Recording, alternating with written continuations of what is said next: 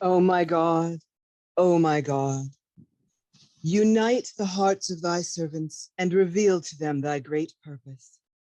May they follow thy commandments and abide in thy law. Help them, O God, in their endeavor, and grant them strength to serve thee. O God, leave them not to themselves, but guide their steps by the light of thy knowledge, and cheer their hearts by thy love. Verily, thou art their helper and their Lord. I was saying, as is my wont for these sessions organized by our beautiful Neda, I write it all so that I don't have to waste your time remembering or fumbling. So, and this paper is on word processing. If anyone wants a copy of it, I send it to Neda and she passes it on. Personal views of Shoghi Effendi. To begin with, these are not my own personal views, for I was not blessed with knowing of Shoghi Effendi in his lifetime. The Guardian passed away, as you know, in 1957, and I didn't learn of the faith until 1961. This does not mean, however, that the knowledge and writings of the beloved Guardian didn't become part of my Baha'i life. Like so many young believers, for I became a Baha'i that same year, 1961, deepening on the revelation of Baha'u'llah, understanding the faith and its teachings more easily from the writings of Abdu'l-Baha, and serving the faith made up my Baha'i life. Most of us will agree that the writings of Shoghi Effendi are impeccable in conveying exactly what he wanted to say, but that they aren't always easy to read, at least not for a new believer.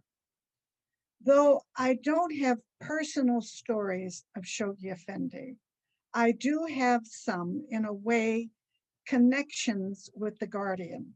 I do have, in some way, connections with the Guardian, especially through his unique wife and widow, Amita Baha Rahia Khanum.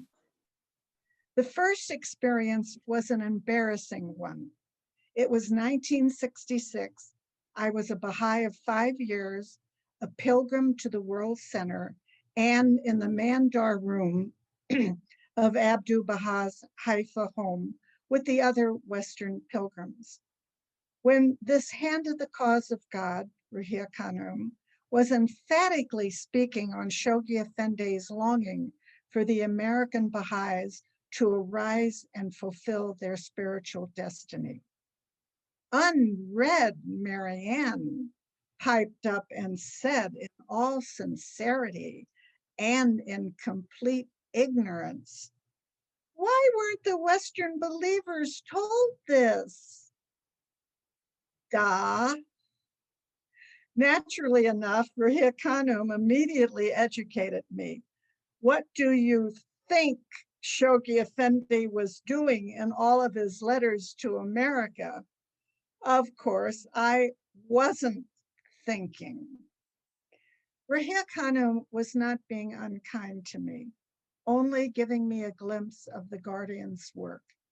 The next day, an invitation to join her and 2 of the wives of House of Justice members at a fashion show was extended. Another story, another time. 2 years later, and unexpected in my Baha'i life, came the invitation to serve the World Center, which came with another unexpected blessing, personal services to Amita Baha Rahia Khanum, and many an opportunity to learn of Shoghi Effendi and his works. Of course, the privilege with Nell Golden of twice proofreading The Priceless Pearl before its printing and publication was a real awakening into the life of Shoghi Effendi, as it was for so many readers. Written by Rahia Khanum over a period of 4 years, this gem was placed in our hands at the expense of her bearing the heartfelt memories of her beloved husband, her guardian, and our guardian.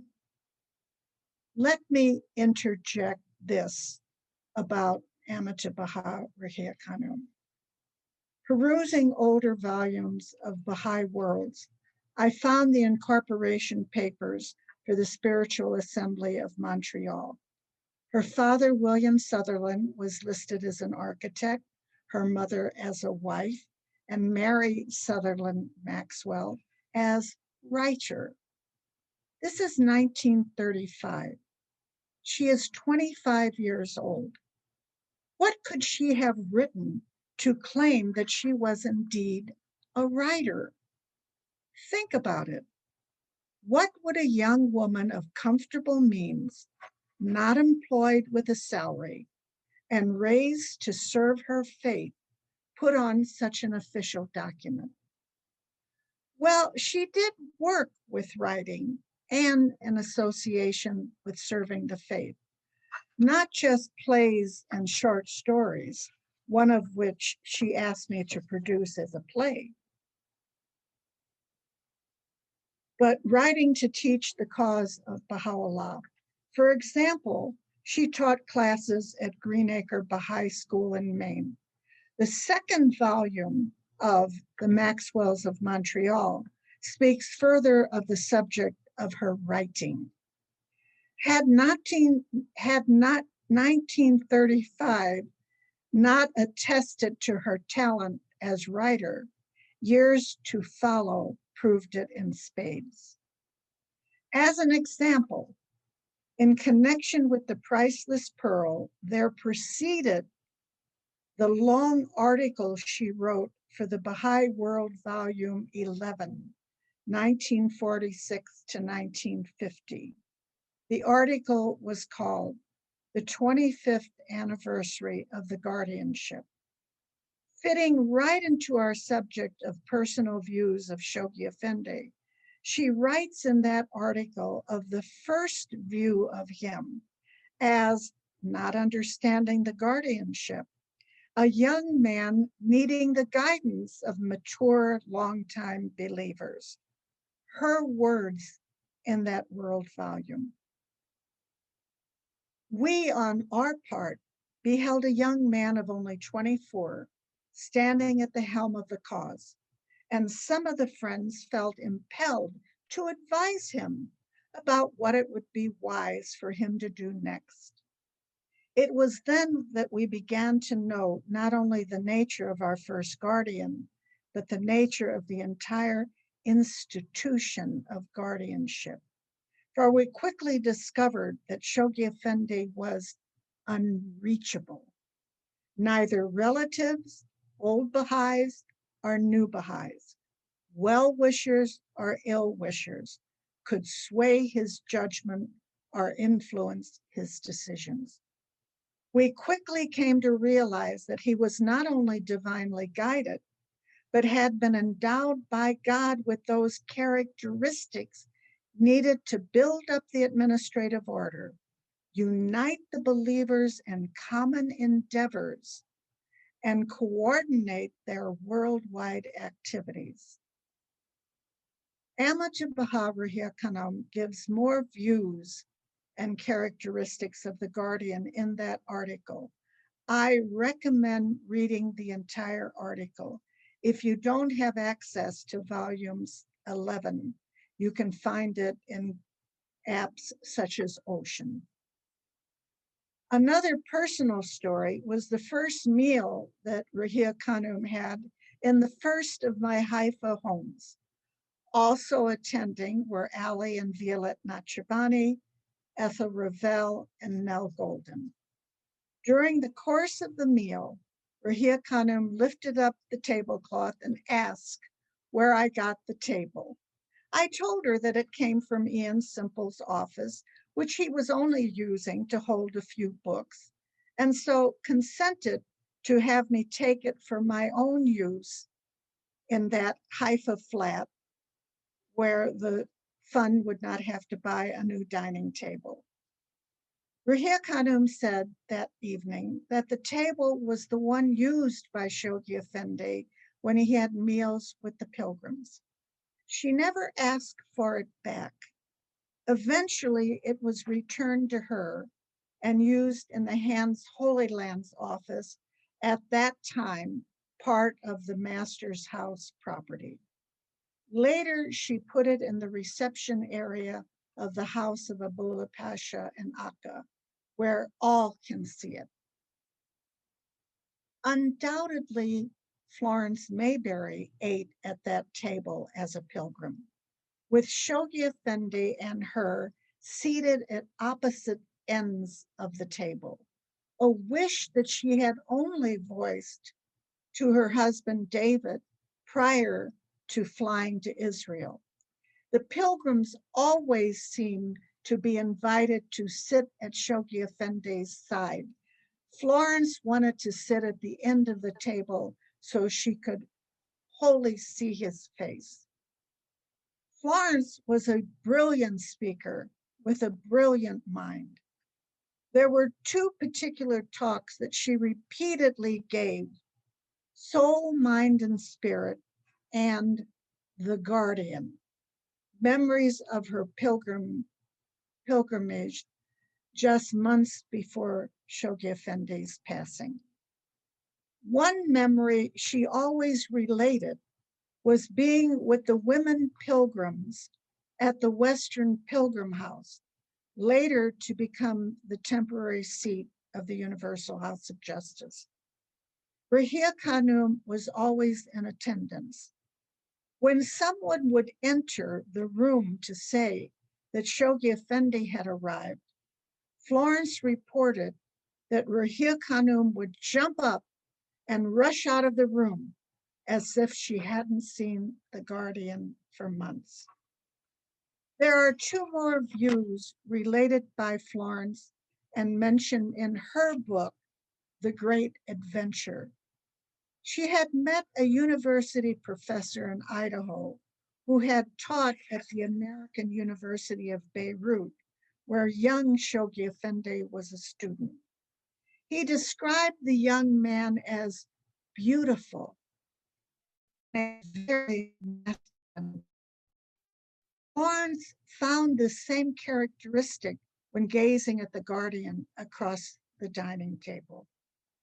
Another view of him was his conversation.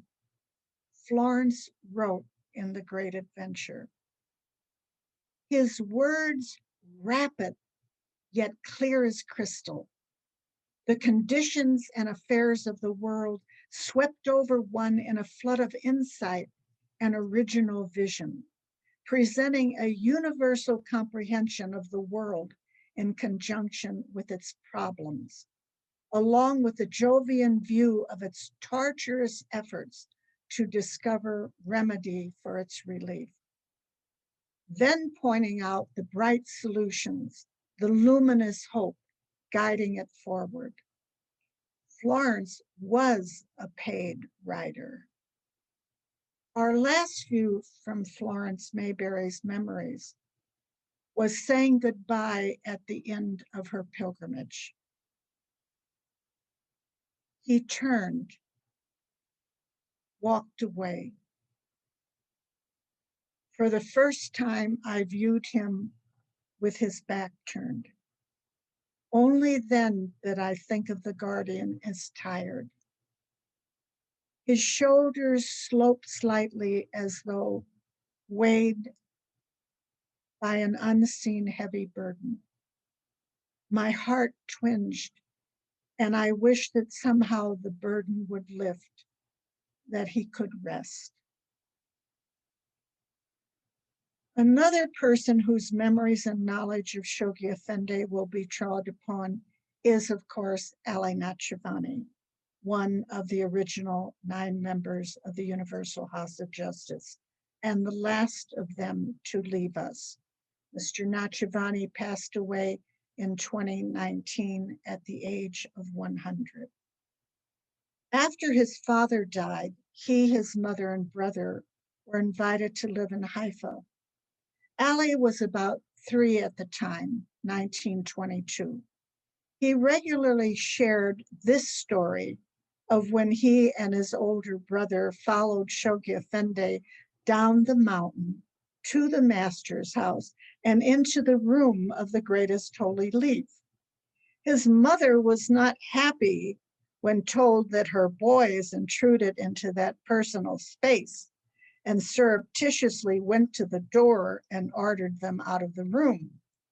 The young boys felt that they had to leave with dignity and extended their hands to shake the guardian's hand, which he did with wide smiles. After reprimanding her sons, Mrs. Nachavani asked if they had really shaken the guardian's hands. After they confirmed this, she kissed the hands of her little ones that had touched the hand of the guardian. Ali left for Iran in 1939, which means that as far as I know, he lived in Haifa or the area for 17 years. Surely Shoghi Effendi watched this young man grow up and envisioned something special for him. Ali spoke of Shoghi Effendi training the believers that he was not Abdu'l-Baha. He did this in several ways, and Ali mentioned 5. In appearance, he did not wear an abba, but Western clothes, never wore a beard, but shaved daily, never sat where the master sat and put cushions at those spots, never gave names to newborns as requested of Abdu'l-Baha, but suggested that the parents ask the greatest holy leaf. Meetings were held where the believers wrote poems honoring the master. The guardian didn't want this in respect of himself. And of course, he never allowed commemorations of days associated with his life, such as his birth and his passing. Amata Baha, Rihir Khanum, spoke of another way that the guardian intentionally differed from his grandfather. That was in attending the mosque. Her excerpts words. Abdu'l-Baha went to the mosque every Friday. People did not know that there was a Baha'i faith. They did not consciously know that this man, Abbas Effendi, was the head of religion. He was Abbas Effendi. Later, he was Sir Abdu'l-Baha Abbas, knighted by the British government. He was tremendously respected and loved. He was an Oriental notable in an Oriental country, and that's all. Later, Rihir Khanum said that Shoghi Effendi did in one day what the master couldn't do in his decades of living in the Holy Land. Shoghi Effendi's not attending the mosque on Fridays led to the Muslim community learning the truth of the Baha'i faith and its having a head. Another quality of Shoghi Effendi that Ali and other earlier believers mentioned was his chanting in the holy shrines. They used the words sweetness, pathos. It was also said that Mr. Nachavani's chanting was very much like the Guardian's. I, among many at the World Center, believe this to be true, although we never heard Shoghi Effendi chant. We were always pleased when it was Ali's turn to recite the tablet of visitation in the shrines on holy days. One time, his wife Violette asked Ali if he would make a recording of his chanting that she could listen to while she ironed. Ali did not say he would. Knowing him, this was undoubtedly his sincere humility in play. However, a few days later, Ali quietly gave Violette a cassette tape of his chanting of prayers. Another of the stories that I've already spoke about had to do with Ali talking about Abdu'l-Baha's prayer that has these words: I know not, O my God, what the fire is in which thou dost kindle in thy land. And later on, great is the blessedness of him that hath drawn nigh unto it and heard its roaring. Ali goes on to speak of that approaching the fire. You know the prayer. Ali related the prayer to a Baha'i teacher who finds a rusting piece of iron with the power of animation. The teacher takes the iron by the hand and they take a walk. Do you hear that roaring? Says the teacher. Yes, I do, replies the iron. You want to get close to the roaring? Sure, says the iron. After a while, the teacher asks, do you feel the heat? Yes, I do. Shall we get closer still? The iron cautiously answers, well, yes. They see a fire. Shall we approach it? Yes, says the rusty iron. Now they are next to, in front of the fire. The teacher looks at the iron and says, do you want to go into the fire? Yes, he says, and the teacher throws the iron into the flames. What happens is that the iron is then cleansed of the rust until the iron takes on the quality of the flame. Ali used this story when he spoke of Shoghi Effendi explaining to Enoch Kalinga when he was on pilgrimage that there were 3 stages every soul should go through to draw near to Baha'u'llah: attraction, conversion, consecration. Ali explained that attraction is when the iron sees the smoke and wants to approach the fire. Conversion, when he sees, he hears, and feels the warmth of the fire and becomes a believer. Consecration is when the heat not only penetrated into the iron, but transformed it. At the time of Ali sharing the above at the World Center, he reminded his audience of the difference between being a believer and being a lover of the faith. He said, a believer is one who signs the card and acknowledges the truth. The lover is the one who throws himself into the fire and acquires its qualities. Ali spoke of 3 stages for the soul's progress in this mortal world: to become a believer, to become a lover, to become an intoxicated lover. Recall what the Universal House of Justice wrote in its 2000 Rizwan message when Mr. Nachavani was still a member. The capacities developed through a century of struggle and sacrifice by a handful of intoxicated lovers of Baha'u'llah must now be applied to the inescapable task remaining in the formative age, whose many epochs of unremitting labor will lead to that golden age of our faith when the most great peace will envelop the earth. I remember when one of the hands of the cause of God said, the faith has many believers, but few lovers. Well, dear audience, it seems obvious that Ali Nachavani is playing a leading role in this first session on personal views of Shoghi Effendi. Besides Amita Baha Rahia Khanum, my own appreciation of the Guardian is through the eyes and knowledge of dear Ali. He was the House of Justice member who worked closely with the research department.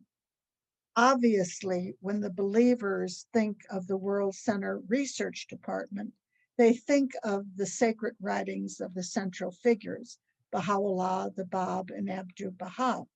But the papers of the research department are made up from other sources, particularly those of Shoghi Effendi. Ali not only knew of them, could discourse on them, but even numbered them. He reported, Shoghi Effendi's worldwide communications during his 36-year guardianship, 11,345 items in English, 12,308 in Persian and Arabic, 9,000 cabled messages, equaling 32,653. I calculate that this amounts to 903 items of communication each year of his being the guardian. In a class given on his messages to the British Isles, published as Unfolding Destiny, the messages from the guardian of the Baha'i faith to the Baha'i community of the British Isles, I counted by examining each of the almost 500 pages, 346 letters, 310 cables, and 212 others.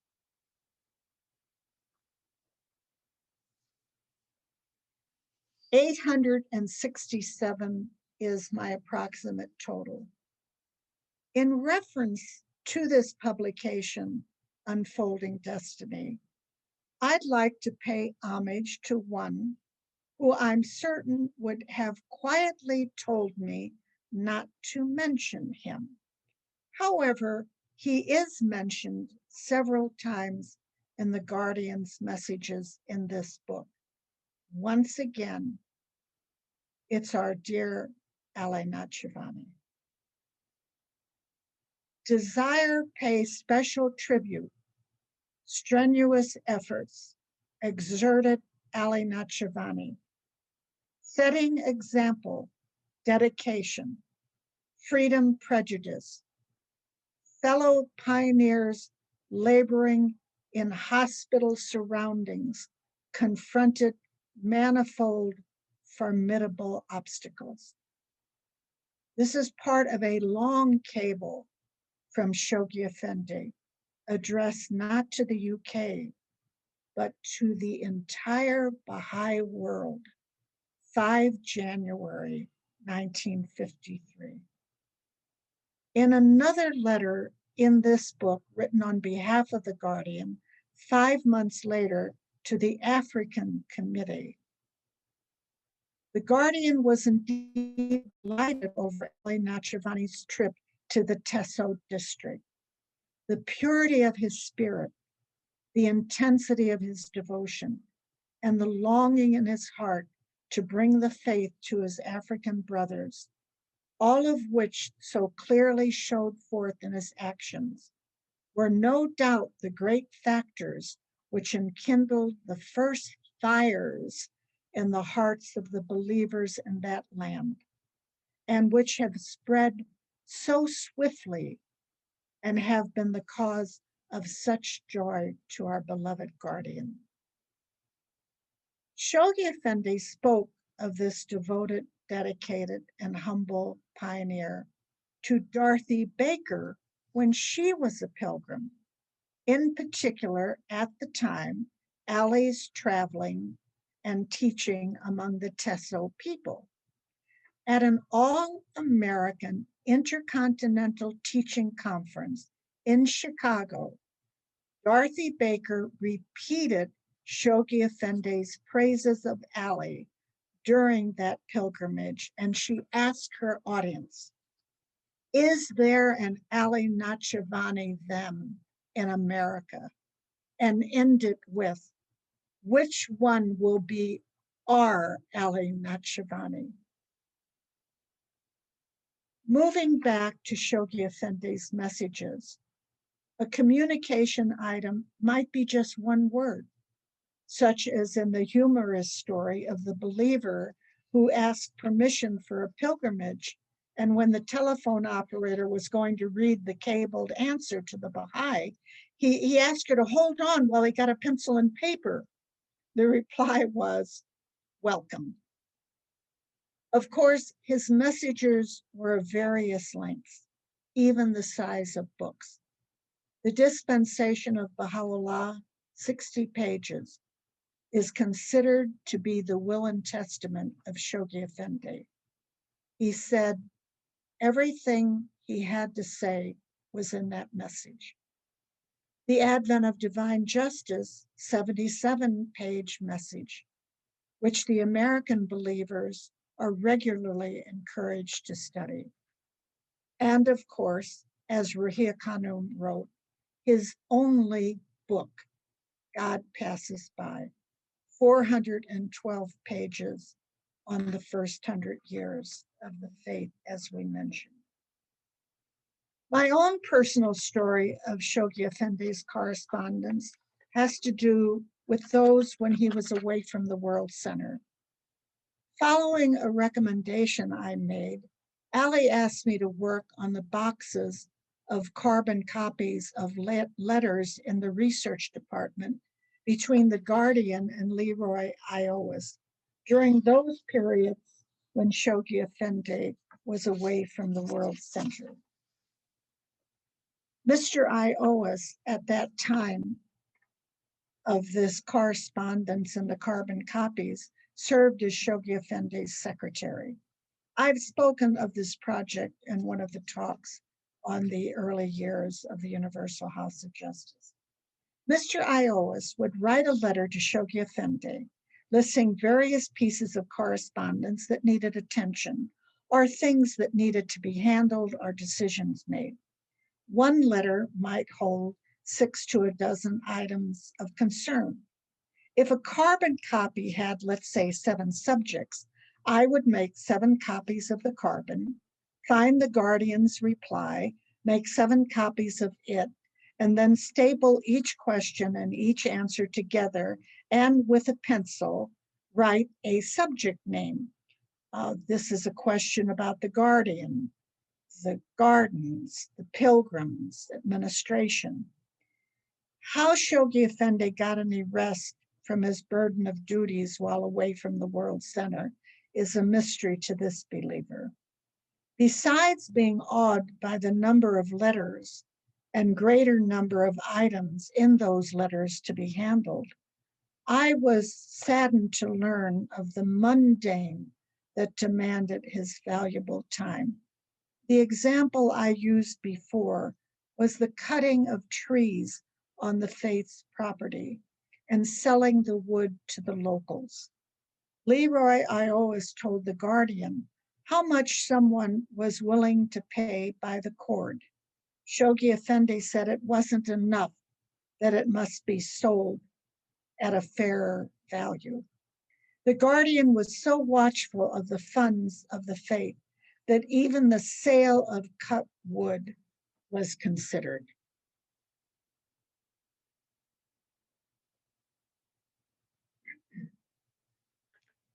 Ian Simple, another original Universal House of Justice member, in a 2006 talk in London, spoke of Leroy Iowas and a question Shoghi Effendi asked him.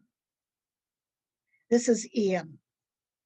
The hand of the cause of God, Leroy Iowas, used to relate that the Guardian had once said to him, "Leroy, do you think that when I became Guardian, I had this whole pattern of the administrative order laid out before me, and I then began to gradually unfold it to the Baha'is?" And Leroy replied that, indeed, that was what he did think. The Guardian replied that it was not like that at all.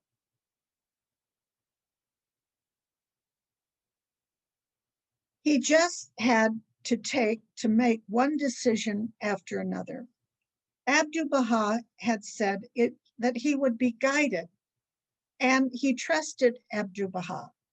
So when something needed to be decided, Shoghi Effendi, having confidence in Abdu'l-Baha's promise, would decide it. He would know it was right. He would then move on, and the next stage would then evolve. Even that sounds direct and straightforward in considering Shoghi Effendi's hand at the helm of the faith. But we know from publications like The Priceless Pearl that he paid dearly in labors and sufferings to guide the faith, protect the friends, and erect the world order of Baha'u'llah. Rahia Khanum wrote in The Priceless Pearl, Shoghi Effendi used to remark that out of his sufferings, something always seemed to be born. He would go through these ordeals by fire, for indeed he seemed to fairly burn with suffering. And then some rain from heaven in the form of good news would shower upon him and help to revive him. I am afraid the mystery of sacrifice still remains a mystery to me, but certainly the holy ones of this world buy their victories dearly. In respect of this humongous responsibility, let's hear again what Emmerich Salah's story of a conversation he had with Shoghi Effendi during his pilgrimage. It became known as Shoghi Effendi's question. Here are Mr. Salah's words. I asked the Guardian many questions as a pilgrim, most of them prompted by my immaturity, having been a Baha'i only 10 years. One night, Shoghi Effendi asked a question which I could not answer, nor did I understand its significance at the time. Shoghi Effendi asked me, since after the martyrdom of the Bab, the authority of the faith was passed on to Baha'u'llah, and after his passing to Abdu'l-Baha, to whom was it transferred after the ascension of Abdu'l-Baha? I answered, of course, to Shoghi Effendi. He said no. I then said, the Guardian. He again shook his head. I then ventured the Universal House of Justice. He again said no, and I could see from his expression that he was disappointed with my inability to answer his question. Then he asked, are the friends not reading my letters? The answer, he said, is clearly stated in the dispensation of Baha'u'llah. The article, Mr. Salah writes, it is divided into 4 parts, Baha'u'llah, the Bab, Abdu'l-Baha, and the 4th part entitled The World Order of Baha'u'llah, which is the answer to his question.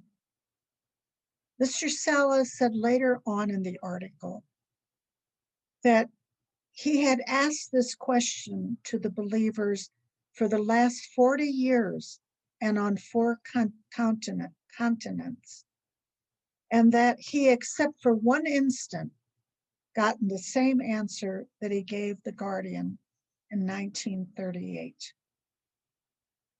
In 1940, in the midst of World War II and the restriction of Baha'i pilgrims, Shoghi Effendi invited Janabi Samandari and his wife to visit.